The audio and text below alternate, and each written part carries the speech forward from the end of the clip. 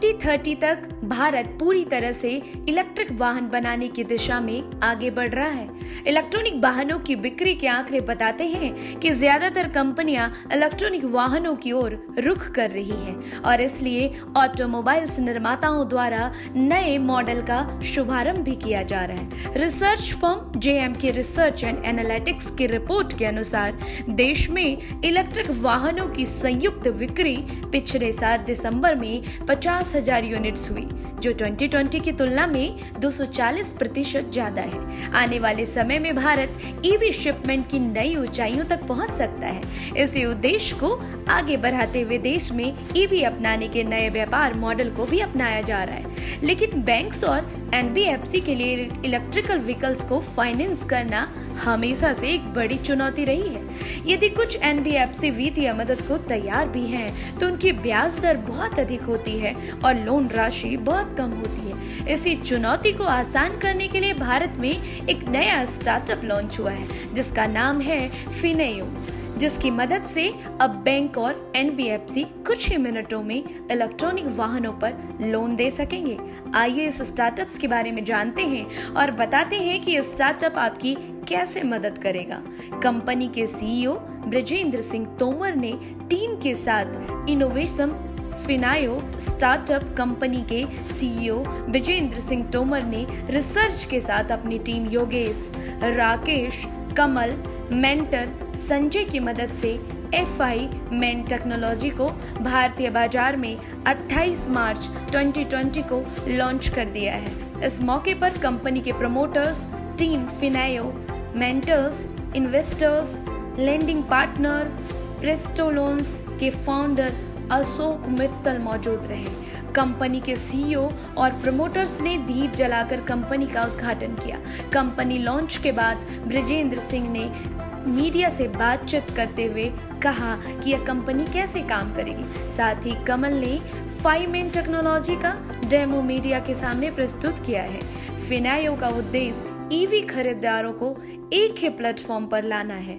फिनायो के संस्थापक और सीईओ ब्रजेंद्र सिंह तोमर के अनुसार विभिन्न बैंक्स और एनबीएफसीज दोपहिया वाहनों और एसयूवी से लेकर कमर्शियल वाहनों तक के विभिन्न ईवी मॉडल को लोन देना पसंद करते हैं और फिएनो का उद्देश्य ईवी खरीदारों को एक ही प्लेटफॉर्म पर लाना है, ताकि इलेक्ट्रॉनिक वाहन खरीदने वालों को बिना झंझट के लोन मिल सके।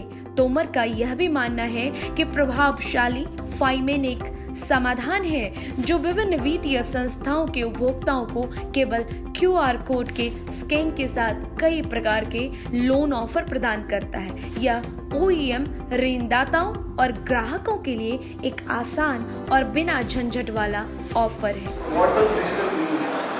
So digital means that we are capturing all the information digitally and we are just using it. But in Finayo, we are just not using it, but we are turning the data into a meaningful information. So in addition to the CIBIL score which we get normally from CIBIL, we are trying to build a parallel scorecard, which can give customers better financial information. Okay, his spending behavior. So that is basically a filing technology, one aspect of it. And then we are digitizing this entire process of loans initiation from the dealer's showroom or from our QR code. And then once the information is passed on, in the background there are a lot of APIs that are working, and then there is a lot of rule engines that are working, and they are taking all this information and presenting this information to the bank.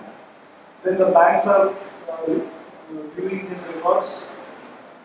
Then they are looking at approving it or rejecting it. And once they approve it and they are happy with the customer's information that we are providing, they are doing the disbursement of the loan. So all this is happening digitally.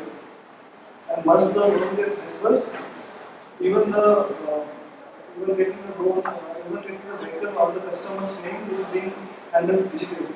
So there is no kind of a paperwork or manual intervention in this whole process of using the fiber technology. In addition to that, there are some more processes that are involved in between. We are doing a risk analysis of the customer, how he is spending, and then we are also looking at bringing in a specialized interest rate. If the customer is having good credit worthiness, then the interest rate can be a little lower. If the customer is a bit risky, then the interest rate will be a little higher. And then we are also bringing in the subvention scheme which the governments are giving for EV vehicles. And lastly, we are giving the opportunity to the lenders to customize the credit score at their end also. So whenever at the start, like if a bank says that okay, we are not going to take a profile of a customer whose CIBIL score is below 700.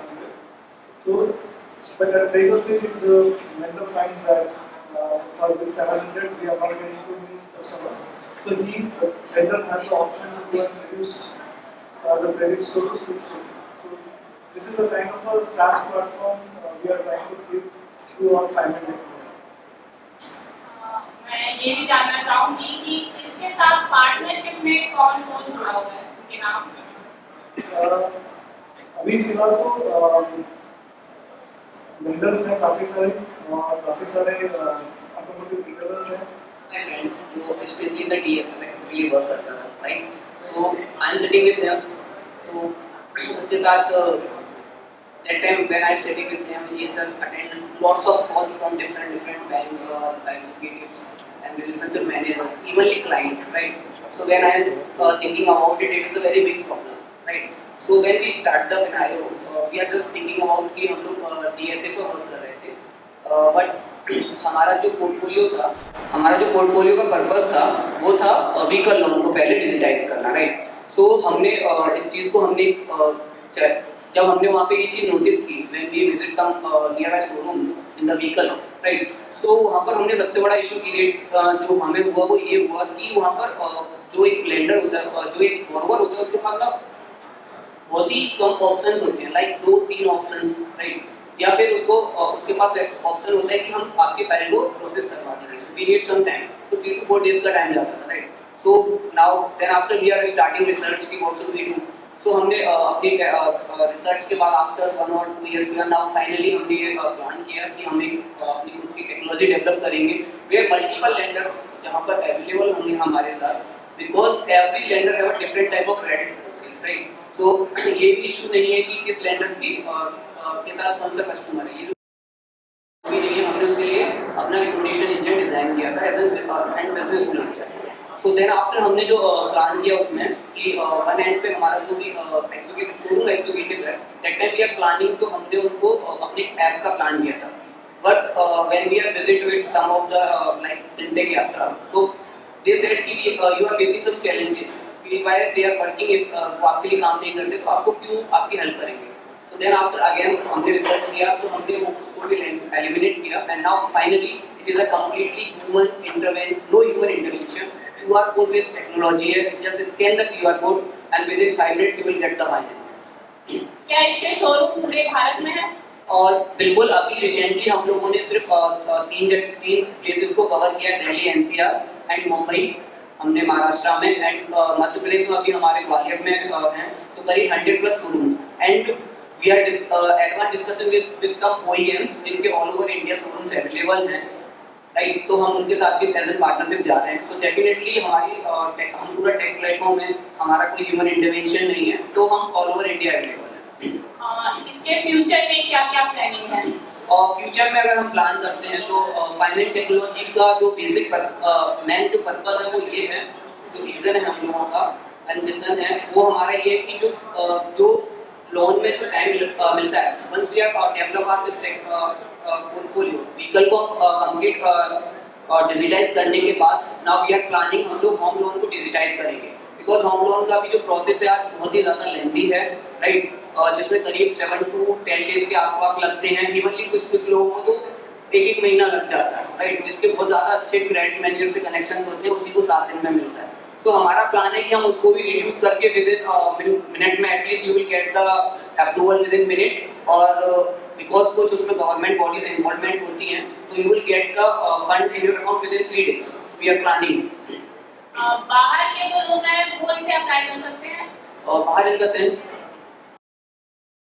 और हम लोग plan कर रहे हैं after 6 to 7 month now we are planning to definitely हम लोग out of India जाना चाहेंगे, जिसमें हमारे कुछ मेंटर्स हैं जो हमें हेल्प कर रहे हैं। इंडोनेशिया मार्केट, और यहाँ के बाद हमारा जो प्लान होगा वो इंडोनेशिया मार्केट का होगा। सर जैसे कि आपने कहा कि दिल्ली एनसीआर में वैलिड है, तो दिल्ली एनसीआर के बाहर के जो लोग अगर अप्लाई करना चाहें तो डॉक्यूमेंटेशन जो एक मोस्ट पार्ट होता है कि इम्पोर्टेंट पार्ट डॉक्यूमेंटेशन का होता है, तो क्या इसमें क्या आप कहीं का कोई भी अप्लाई कर सकता है, जरूरी नहीं है। और एक बहुत बड़ा इशू भी था स्पेशली फॉर जो लेंडर है उसके लिए बहुत बड़ा इशू था, और जो बॉरोवर उसके लिए भी बहुत बड़ा इशू था, राइट। वो इशू ये है कि अगर उसे दिल्ली एनसीआर में लोन लेना है, राइट, और वो बंदा मान लेते हैं किसी अदर स्टेट से बिलोंग करता है, राइट, तो उसको बोला जाता है कि आप लोकल कोई अपना वो दीजिएगा, कोई भी guarantee, local ID and then guarantors, right. तो कोई किसी के लिए गारंटी तो दे नहीं सकता, इट्स अ बिग इशू। तो हमने क्या किया कि जो रेफरेंस सिस्टम था, हमने एक रेफरेंस सिस्टम को गारंटी रेफरेंस सिस्टम क्रिएट किया, जिसमें हम एआई पर काम कर रहे हैं विद इन 2 or 3 मंथ्स। तो उसके बाद क्या होगा कि हमारा कंप्लीट जो सिस्टम है वो उसका जो परमानेंट एड्रेस है, परमानेंट एड्रेस को प्रॉपर्ली वेरीफाई करेगा, एंड द रेफरेंस पर्सन जो रेफरेंस देगा वो है उसको हम लोग वेरिफिकेशन के साथ रेफरेंस होगा, ना कि जैसे अभी कोई किसी का भी रेफरेंस दे देता है, राइट। तो उसकी सहायता से क्या है कि गारंटर की रिक्वायरमेंट नहीं होगी, बिकॉज उसका परमानेंट एड्रेस कंप्लीटली वेरीफाइड होगा थ्रू द रेफरेंस पर्सन, जो उसका कोई फैमिली कलीग में जो भी होगा। एंड अदर रेफरेंस जो 2 रेफरेंस होते हैं, अदर रेफरेंस होगा वो उसका जहाँ पर वो जॉब कर रहा है वहाँ से उसका, या बिजनेस कर रहा है तो उसका कोई साथ का बिजनेस वाला होगा। एग्जाम्पल अगर वो शॉप चलाता है तो उसका कोई पड़ोसी होगा शॉप वाला जो उसके लिए रेफरेंस देने के लिए रेडी रहता है, राइट। तो हम उनको वेरीफाई कर रहे हैं थ्रू द एआई। सर आपकी कितनी तैयारी है, इस नेटवर्क को कितना बढ़ाया जाएगा? और सर अगर हम बढ़ाने का प्लान है तो हमारा काफी बड़ा प्लान है फिनायो, स्पेशली फिनायो को लेके, right. Finayo is in the lending tech domain.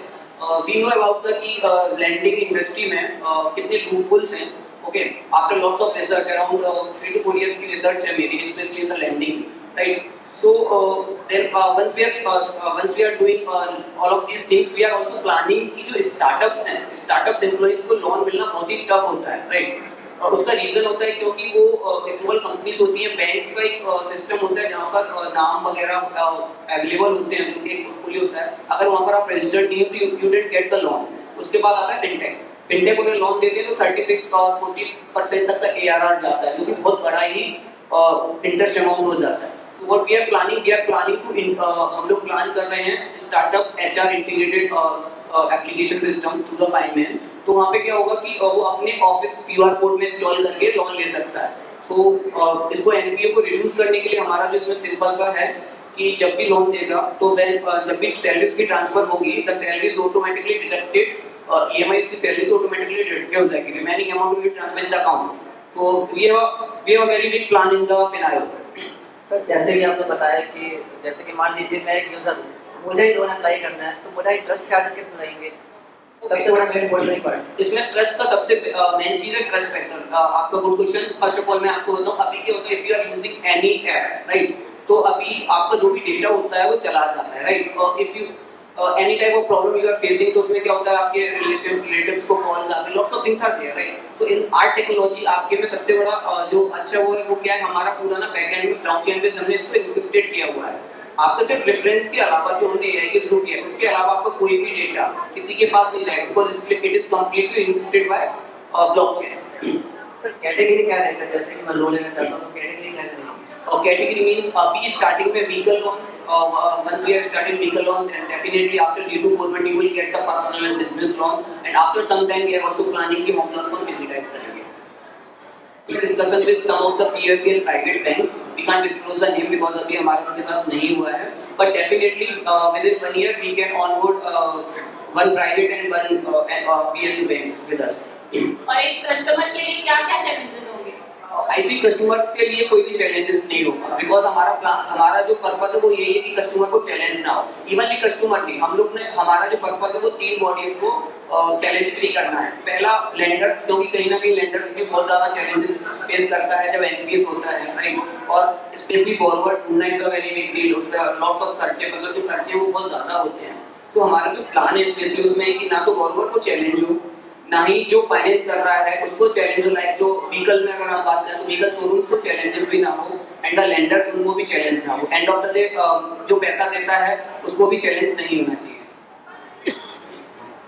Next sir आपकी पंच लाइन है समझो हो ही गया, तो कस्टमर को समझाना कितना बड़ा मुश्किल होगा? सबसे बड़ा चैलेंज तो सबसे पहले आज यही है। ओके, तो कस्टमर को समझाना आई थिंक बहुत इजी होगा हमारे लिए। उसका रीजन है कि कस्टमर को ऐप डाउनलोड नहीं करना है। Customer just scan the QR code through a Google lens, right? They just fill the application form and within 2 minutes, I think nobody can give in the vehicle loan segment कोई भी आपको multiple lenders के साथ best offer नहीं provide कर रहा है rather than Finayo.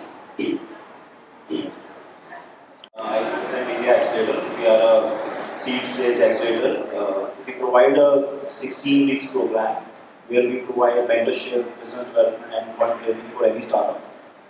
Within this, we have already helped more than 110 startups, and we have recently launched a fintech specific vertical called FinSeed. So while we were launching it, we were looking for technology disruptive startups in fintech space. And we got across Finayo, of course, and we look at the business model and we thought that this can digitalize the loan in India.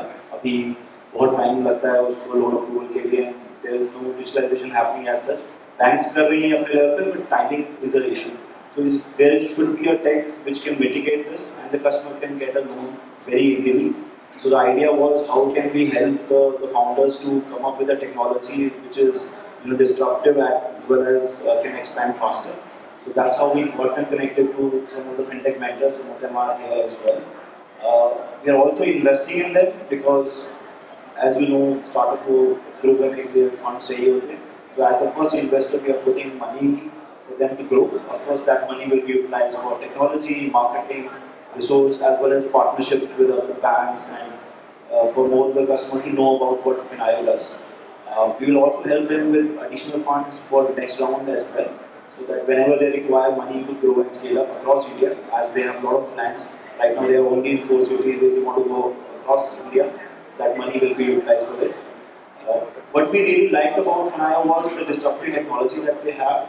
If they can implement what they are saying, it can change the landscape of fintech companies in India. So our focus was how that technology can reach to the customer. So we have just launched it. The idea is within 1 year, if we can do a loan disbursement of close to 300 CR, I think that would be a really good start. And thereafter, sky is the limit. So we are looking forward to the partnership and of course helping them grow. आप जो EV vehicles को वो कर रहे हैं, higher कर रहे हैं, तो ये पूछना चाहूंगी कि उसकी जो मार्केट में वैल्यू कम है, उसके लिए आपने क्या किया? EV व्हीकल्स में बहुत सारे चैलेंजेस हैं। कोई भी लेंडर से अभी स्पेशली फाइनेंस नहीं करना चाह रहा। उसका बहुत सारे रीजंस हैं। सबसे पहली चीज़ है उसका कोई रीसेल वैल्यू नहीं है। दूसरा, लेंडर से सिर्फ डेट एसेट मानते हैं, right?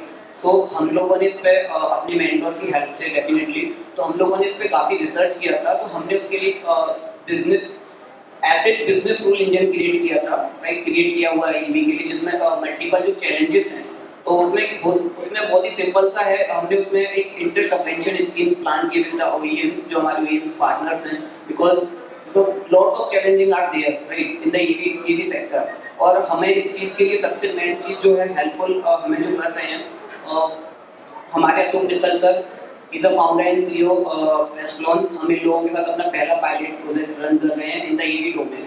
If you ask anything else regarding the EV or regarding lending and sites, Ashok Mittal will answer you. Indian banks के देखिए, अभी इंडियन बैंक्स अगर हम PSU एंड से बात करते हैं तो लॉट्स ऑफ जो बैंक्स है ना उनका अभी प्रॉपर डिजिटाइजेशन नहीं है, राइट? लेकिन अगर हम बैंक ऑफ बड़ौदा का डिस्कशन करते हैं तो bank of Baroda completely digitization पर वर्क कर रही है। तो बिकॉज अब PSU भी चाहती है कि हम लोग डिजिटाइज हो, राइट? लेकिन उसका जो मेन पर्पस जो उनके साथ जो सबसे बड़ा चैलेंज आ रहा है वो ये सबसे बड़ा चैलेंज है कि उनके वो मल्टीपल जगह से APIs लेके उसको डिजिटाइज करके अपना सिस्टम नहीं बना सकते, बिकॉज टेक टीम जो होती है इस फील्ड में वो बहुत ज्यादा हाईली पेड होती है, राइट? और तो कॉस्ट जो आती है वो बहुत ज्यादा आती है। फाइमैन हमारे कंप्लीटली SaaS बेस्ड प्रोडक्ट है। बहुत सारी बैंक्स और NBFCs को एज ए वाइट लेवल भी यूज कर सकती हैं अपने प्लेटफॉर्म पर, राइट? तो उसमें जो डिजिटाइजेशन का उनका जो पर्पस है एंड टू एंड डिजिटाइजेशन वो सिंगल API यानी फाइमैन के थ्रू हो जाएगा, जो कि कंप्लीटली इनेबलमेंट सिस्टम है एंड टू एंड डिजिटाइजेशन के साथ। सो ये हमारा मेन पर्पस है बैंक्स के लिए कि उनके साथ वो भी आने वाला। इवनली फ्यूचर में हमारे कुछ प्लान्स में we are planning to work with governments. आप रिक्वायरमेंट के बारे में ग्राहक को एक सीधी और सरल भाषा में क्या बताना चाहिए? ग्राहक को हम सिंपल सा बोलना चाहेंगे, ऐप डाउनलोड करने की जरूरत नहीं है। आपको लोन चाहिए, किसी भी नियर अबाउट शोरूम में जाके अपनी मनपसंद गाड़ी फाइनल कीजिए, राइट। कि वो फाइनल करने के बाद आपको लोन की जरूरत है और कम इंटरेस्ट पे लोन की जरूरत है, राइट। और ईवी ले रहे हैं तो थोड़ा सा उस पर अदर देन गवर्नमेंट के और इंटरेस्ट मिल जाए कम, राइट। क्योंकि ईवी में इंटरेस्ट अमाउंट का बहुत बड़ा चैलेंज है, 20 to 21% का इंटरेस्ट होता है, राइट। तो हमारा ग्राहक को हमारा सिंपल सा है, आप आराम से विजिट करें, गाड़ी फाइनलाइज करें, QR कोड को स्कैन करें and relax for 2 minutes and you will get the loan and you are now happily कि आप अपनी गाड़ी के साथ करते हैं। और एक बात है, पेमेंट कस्टमर तक कहाँ कैसे पहुँचाएंगे?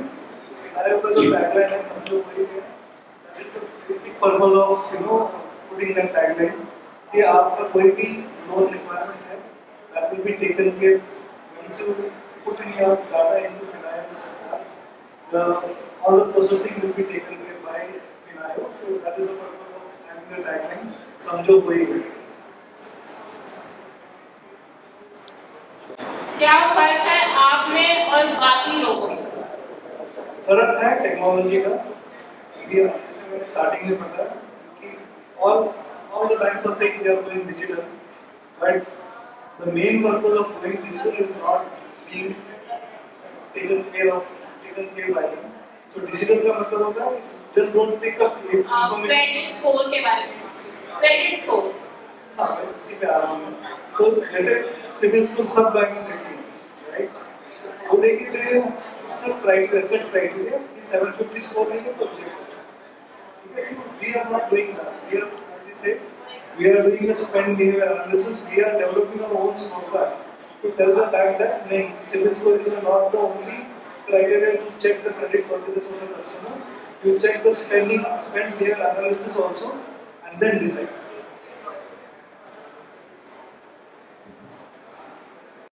जितना मैंने डिस्कस किया है, मैं इसमें कुछ बातें ऐड करना चाहता हूँ जो आपने पूछी है। पिछले 3-4 क्वेश्चन जो है बहुत इंटरेस्टिंग है। एज ए लेंडर अभी क्या होता है कि स्पेशली इलेक्ट्रिकल व्हीकल सेगमेंट में जो ई रिक्शा वाला सेगमेंट है काफ़ी ग्रो कर रहा है और आने वाले टाइम में इसमें गवर्नमेंट का फोकस है, बहुत स्पीड से ग्रो होने की इसमें उम्मीद है। लेकिन सबसे मेन बात है कि जो कस्टमर है ना, जो बोरोवर यूजर है, वो बहुत पढ़ा लिखा नहीं है तरीके से। तो उसको अगर आप बोलोगे ऐप डाउनलोड करो, फिर 5 चीज़ उसके अंदर अपलोड करो, फिर कुछ इन्फॉर्मेशन, तो उसको आता नहीं है, सच बात ये है। और जो डीलर है उसके पास इतना टाइम नहीं है कि वो उसकी हेल्प करे, क्योंकि गाड़ी बिक रही है उसकी। तो सबसे अच्छी बात इनकी है QR सिस्टम वाला, जो मेरे ख्याल से कोई भी फिनटेक कंपनी ऑफर नहीं करती है। जैसे अपने QR कोड पे क्लिक करते हैं और पेमेंट कर देते हैं 1 सेकंड के अंदर पेमेंट गेटवे वाली कंपनियों में, वैसे ही इनका जो सिस्टम है QR कोड वाला, आपने QR कोड करा, वो QR कोड से इनकी जो टेक्नोलॉजी है वो इन्फॉर्मेशन ले लेगी। उस इन्फॉर्मेशन के बेसिस पे, जैसे मैंने बोला सिविल स्कोर के अलावा, अब कस्टमर का जो ये नॉन फाइनेंशियल पैरामीटर है उनको देख लेते हैं। सिविल तो ऑटोमेटिकली निकल जाएगा, सिविल से पता चल जाएगा कि ओवरड्यू है नहीं है, डिफॉल्टर है नहीं है, वो तो सब बैंक या लेंडर देखते ही हैं। लेकिन अभी जमाना बदल गया, अभी लोग सिविल पे डिपेंड नहीं होना चाहते, क्योंकि सिविल बहुत स्टैंडर्डाइज है ना। लोग चाहते हैं कि मुझे इसके बारे में कुछ और बताओ, अल्टरनेट इन्फॉर्मेशन। ये लोग क्या कर रहे हैं, उस कस्टमर के जब मोबाइल को QR कोड में इन्फॉर्मेशन कैप्चर कर रहे हैं, तो उसकी थोड़ा सोशल बिहेवियर, फैमिली, वो अपना खर्चा कैसे कर रहा है, स्पेंडिंग, राइट। मैं इसको लोन दूं या ना दूं, बेसिक पॉइंट देखिए, एज ए लेंडर हम क्या जानना चाहते हैं कि एक होता है एबिलिटी टू पे, कि इसके पास पैसे है कि नहीं देने के लिए। एक होता है इंटेंशन टू पे, कि देना भी चाहता है कि नहीं देना चाहता। So they are able to analyze कि यार इससे पता चल जाएगा हमें कि हाँ इसका बिहेवियर कैसा है, पहले इसका व्यवहार कैसा है, आप इसको लोन दे दो, ये आपके पैसे चुका देगा। सर एज ए यूजर मैं ट्रस्ट नहीं करता फिनायो पे, मेरा कैसे दिल जीत हो गया यूजर कैसे? हाँ, बहुत ही बढ़िया क्वेश्चन आपका ये। अब यूजर कौन है इस पूरे इकोसिस्टम में? स्पेशली अगर हम इलेक्ट्रिकल व्हीकल की बात करें, ई रिक्शा वाले सेगमेंट की बात करें, ई रिक्शा अगर मैं बोल रहा हूँ इलेक्ट्रिकल, मतलब एक अपना पैसेंजर वाला ई रिक्शा या माल ढोने वाला छोटे वाला ई रिक्शा, उन्हीं लोगों को लोन की प्रॉब्लम आती है। जिसको इलेक्ट्रिकल व्हीकल कार खरीदनी है ना, उसको कोई प्रॉब्लम नहीं है ना। तो इसमें एक है मैन्युफैक्चरर, जिसको OEM बोल रहे हैं, जो गाड़ी बना रहे हैं, उसकी प्रॉब्लम ये है कि ज़्यादातर लोग इलेक्ट्रिकल व्हीकल को फाइनेंस नहीं करना चाहते हैं क्योंकि उसके बारे में नॉलेज नहीं है। एक है वो जो डीलर जिसने डीलरशिप ली है, वो चाहते हैं कि मेरी गाड़ी बिक जाए लेकिन लोन नहीं हो रहा। एक है कस्टमर, कस्टमर को फर्क नहीं पड़ रहा कि लोन कौन दे रहा है या डीलर कौन है, उसको तो ये चाहिए कि मुझे अगर लोन मिल जाए तो मेरा काम चले, मेरा थोड़ा सा स्टैंडर्ड ऑफ लिविंग ऊपर हो जाए, मेरी कमाई बढ़ जाए, मैं लोन चुका दूंगा। एक ही इसमें स्टेक होल्डर है जिसकी कंसर्न है, वो है फाइनेंसर जिसने लोन देना है, राइट। मैन्युफैक्चरर को डीलर की गाड़ी बिकनी चाहिए और परचेजर जो बायर उसको गाड़ी मिलनी चाहिए। तो कंसर्न इज ऑफ फाइनेंसर जो हम एक तरीके से, अगर मुझे इनके सिस्टम से सफिशिएंट इंफॉर्मेशन मिल रही है, जितनी इंफॉर्मेशन मैं चाहता हूँ, राइट, तो अगर मैं सेटिस्फाई हूँ तो मैं फाइनेंस कर दूंगा। अब मुझे मेंबर है, अगर डिस्कस हुआ होगा तो साथ ही डिस्कस हुआ होगा कि चैलेंज क्या होंगे, क्या क्या मैं बता सकता हूँ एज ए लेंडर चैलेंज क्या होते हैं। सबसे बड़ी प्रॉब्लम होती है कि हम बोरोवर के प्रोफाइल को ठीक से जान सकते हैं क्या, अल्टीमेटली जो पैसे ले रहे हैं क्या वो पैसे वापस करेगा, राइट। इसमें बहुत सारे गैप होते हैं। मान लीजिए अगर हम अपने 20 लोगों को अपॉइंट कर रहे हैं एज ए क्रेडिट ऑफिसर, वो लोग अपनी मर्जी से डिसीजन लेते हैं, राइट। जैसे उनको कोई चीज पसंद आ रही है, कोई नहीं आ रही, उनको कोई कस्टमर अच्छा लग रहा है, कोई नहीं लग रहा, तो वो पूरा प्रोसेस स्टैंडर्डाइज नहीं है। टेक्नोलॉजी के थ्रू वो पूरा प्रोसेस स्टैंडर्डाइज हो जाएगा। इनको पता है कि हमको ये 40 क्वेश्चन पूछने हैं, इन 40 क्वेश्चन के आंसर आने चाहिए, इन 40 क्वेश्चन के अगर इतने आंसर हैं, ये आंसर है, तो जैसे मैंने बोला सिविल, जैसे सिविल या क्रेडिट ब्यूरो का स्कोर होता है, ये फिनायो स्कोर बना रहे हैं। अगर मेरे स्कोर में अगर वो मेरे स्कोर में फिट होगा तो लोन देंगे। इसका बेसिक मतलब ये कि अगर बैंक और एनबीएफसी या जो भी लेंडर है उनको अगर ये पूरा टेक्नोलॉजी सिस्टम समझ में आएगा तो इसकी बहुत डिमांड रहेगी। अब अगर हम कंपेयर करते हैं जो एग्जिस्टिंग ट्रेडिशनल व्हीकल सिस्टम है, मतलब ऑटो, बाइक है या कार है, उसके जो लोन है वर्सेस इलेक्ट्रिकल व्हीकल के लोन, ईवी के लोन, ई रिक्शा या ई कार्गो वाले लोन, है ना। इलेक्ट्रिक व्हीकल थोड़ा सा ऑलरेडी डेवलप्ड मार्केट है, थोड़ा सा वहाँ पे फिर भी कुछ ना कुछ टेक्नोलॉजी है। ये नया सेगमेंट है और बहुत फास्ट ग्रो हो रहा है, यहाँ पे टेक्नोलॉजी कम है, तो मैन्युफैक्चरर को भी वो टेक्नोलॉजी चाहिए ताकि उसकी गाड़ी बिके, और लेंडर को भी वो टेक्नोलॉजी चाहिए ताकि वो सही पर्सन को लोन दे सके। नाउ लेंडर ट्रस्ट करेगा या नहीं करेगा, that is the most important question. तो अगर उसको सही डेटा, सही इंफॉर्मेशन मिलेगी तो वो ट्रस्ट करेगा। अगर अब मान लीजिए हम सपोज करते हैं कि हमने इनके टेक्नोलॉजी को 6 महीने तक लोन किया और उस लोन में बहुत सारे एमपी हो गए, तो हम इनको बोलेंगे आपकी टेक्नोलॉजी सही नहीं है, इसमें तो डेटा सही नहीं आ रहा है, रिजल्ट सही नहीं आ रहा है। और मान लीजिए उसका रिजल्ट बहुत अच्छा आ रहा है, एनपीए लेवल बहुत ही कम है, नेग्लिजिबल है, तो हम अच्छे लगेंगे। और ये स्प्रेड होता है वर्ड ऑफ माउथ से, अगर हमने कहा तो दूसरा भी कर सकता है, फिर दूसरा करेगा तो तीसरा भी कर सकता है। इसका कोई आज की डेट में जैसे मान लीजिए दूसरी फिनटेक कंपनी है जो कंज्यूमर लोन करवाती है ना, बड़ी वाली, आपने नाम सुने रखेंगे, काफी सारी फिनटेक है, कंज्यूमर लोन करवाती है, पर्सनल लोन करवाती है, तो लोग अल्टीमेटली अप्रोच करते हैं उनके थ्रू। सर कोई हेल्पलाइन नंबर होगा, किसी को शिकायत करनी हो या किसी को कस्टमर केयर से बात करनी हो, उस हेल्पलाइन नंबर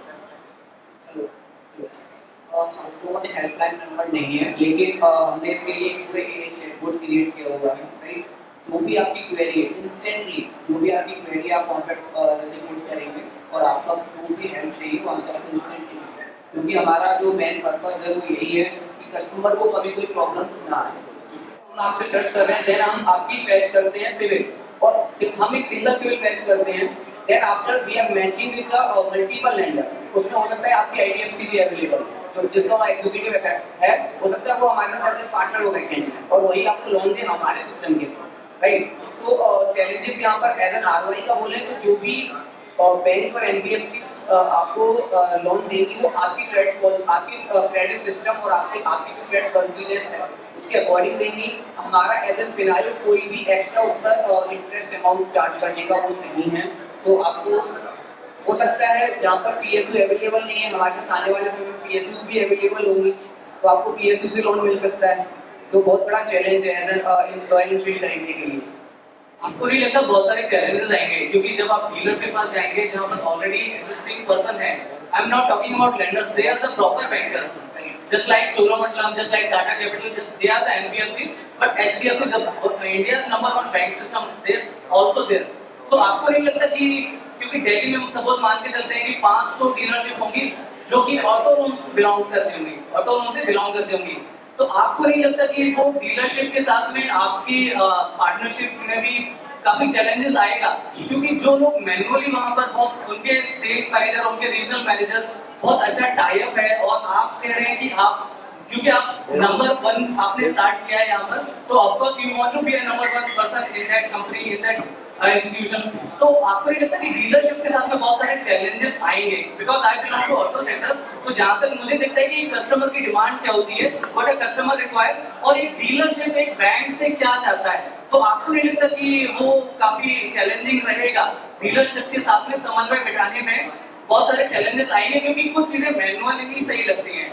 ओके, तो हम ये चैलेंजेस ऑलरेडी फेस कर चुके हैं, और ये चैलेंजेस को सॉल्व करने के बाद ही हमने अपनी टेक्नोलॉजी को लॉन्च किया है, राइट? तो जो चैलेंजेस आप बोल रहे हैं वो डेफिनेटली हमें आए थे जब हम इस पर रिसर्च कर रहे थे, क्योंकि हमने क्या किया अपनी टेक्नोलॉजी में, जो डीलर का जो अभी सिस्टम अरेंजमेंट जो सिस्टम है, राइट, तो हमने उसे कोई चेंज नहीं किया, सिर्फ हमने चेंजेस किया है तो उन दोनों के बीच में टेक्नोलॉजी का चेंज है।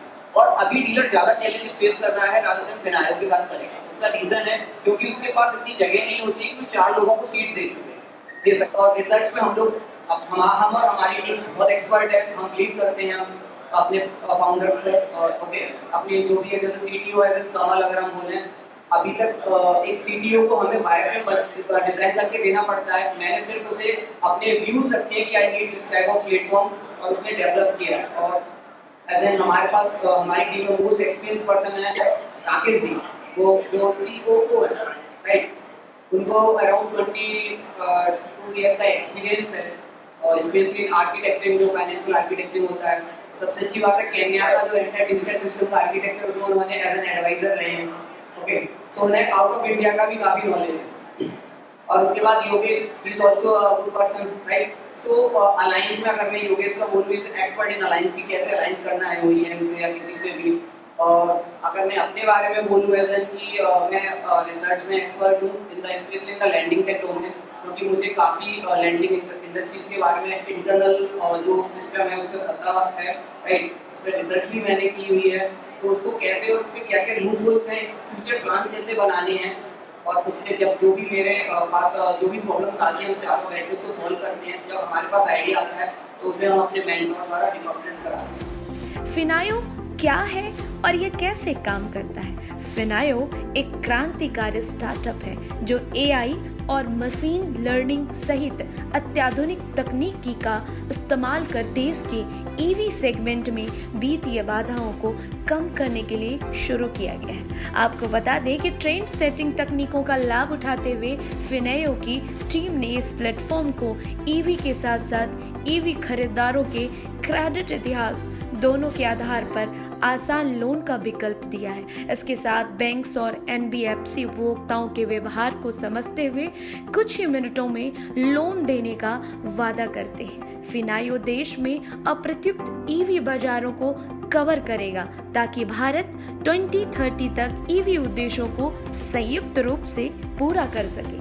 आपको बता दें कि इलेक्ट्रिक वाहनों के फास्टर एडॉप्शन एंड मैन्युफैक्चरिंग जैसी पहल के लिए विभिन्न क्षेत्रों में ईवी खरीदारों को सब्सिडी देने के लिए 10,000 करोड़ रुपए का बजट भी तय किया गया है। वहीं नीति आयोग की रिपोर्ट्स के अनुसार वित्तीय संस्थानों को 2025 तक अनुमानित रूप से 40,000 करोड़ रुपए और 2030 तक 3.7 लाख करोड़ रुपए का ऋण देना होगा ताकि जनता के बीच ईवी को अपनाया जा सके।